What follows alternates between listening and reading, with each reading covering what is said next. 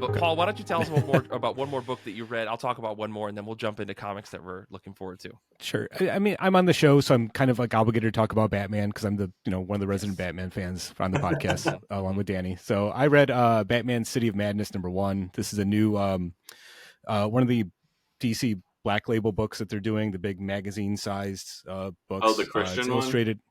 Yep. Christian Ward. Yeah. Christian Ward. I saw the art for that. It looks really great. It's great. I mean, that's really the highlight for me. I think having Christian Ward on Batman is great because I love seeing people do not quite unconventional, but a little bit different Batman art. And it's like the fact that Christian Ward is somebody that works with like bright neon blues and hot pinks, and like that all like makes Gotham and Batman pop in an interesting way, especially in like the larger magazine format for that book. The story, though, that Christian Ward wrote, again, like I imagine if you get a chance to write a Batman story, you're going to put everything you want into it. So the story includes the Court of Owls, Two-Face. There's a story about an orphan coming to Gotham to get revenge for his father being killed by a corrupt cop. There's a whole part about Alfred musing about his role in the whole thing. It's like there's a lot in the book, and part of me wonder if it's just maybe too much, but I'm sure as it goes on in the next few issues, it'll kind of like come together into a larger story.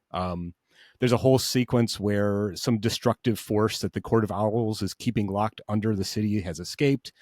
There's a part about Two-Face getting a possible third personality that Batman has to deal with now, and he's asking Batman for help. There's a great page though. You turn his head, turns around, and there's a third face on the back. All right. Yeah. No, there's. I don't want to spoil anything. There's a point where he's talking to this third personality, and instead of being split, vertically, his face is split horizontally. Like the top is normal and the bottom is all scarred. So, which is kind of great. But when that part of the story happens, Batman goes to Arkham, and it's like there's a couple panels that look straight out of the Morrison book, Arkham Asylum story. So it's like Ward is like playing with a lot of the greatest hits of Batman stuff. And again, I imagine if you get a chance to write Batman, you're going to want to do all your greatest hits. Is that something that you felt when you were writing Batman, Ed? A little bit of both. It's like you want to be able to do. It was actually the frustrating thing about writing Batman was that, like, you'd be like, oh, I want to do a story with such and such character, and like, oh, you can't use them because they're in this book this month, or they're right. Yeah. So it was like always having to figure out, like, well, who can I use? Like, oh, you couldn't use Two-Face because he just got put in Arkham, or he was in, So, but yeah, I think when you have an idea about, like, whenever you take over a book that's an iconic character, you want to kind of do something that feels both like new and like something that you really want to write, but also something that sort of has a little bit of a touch of nostalgia for the long-term readers, and because it also like fires your nostalgia for the character, because you always have to figure out a way to do something like that especially for characters that have been around for 80 something years. It's like 5,000 Batman comics. So like how do you have a new take or a new story for that kind of character? So I mean, we talked about that a lot when I was working on the first season of the new cartoon with Bruce Timm, like just wanting it to feel similar to the old show, but also like different in ways that would really surprise people and be like, wait, what? Especially because everyone's going in with expectations that it's season 5 of BTAS, and it's like, oh, it's not. Right.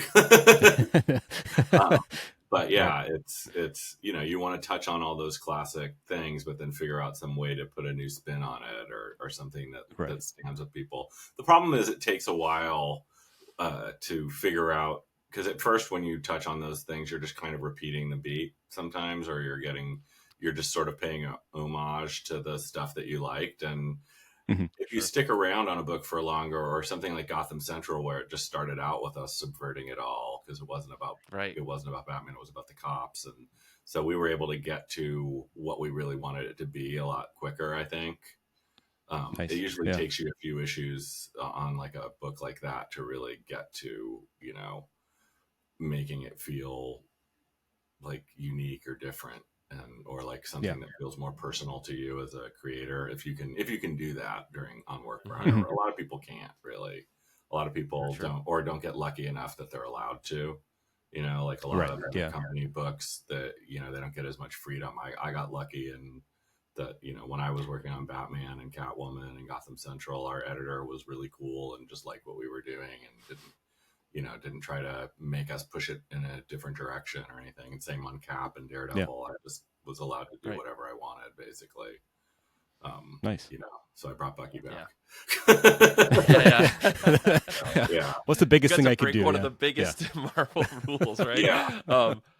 But that's what the uniqueness of this Black Label is, right? Like this is a Black Label book, if I'm not mistaken, right? It's they like do they get anything to they want. bend and it's their you know, whatever they would have put Arkham Asylum out on or Vertigo, you know. Yeah, exactly. Yeah, I think Prestige Sleepers book. reprinted through Black Label, actually. Oh yeah, yeah. That would make sense now that switched with from Vertigo Wildstorm to Vertigo at some point on one of the recent reprints. They reprint it like every 5 years. Just I guess to keep all the rights characters or something. I don't know. Exactly. I don't understand their publishing plan. Right. Well, that's why Watchmen's still on the shelf, right? I mean, exactly. Yeah. Well.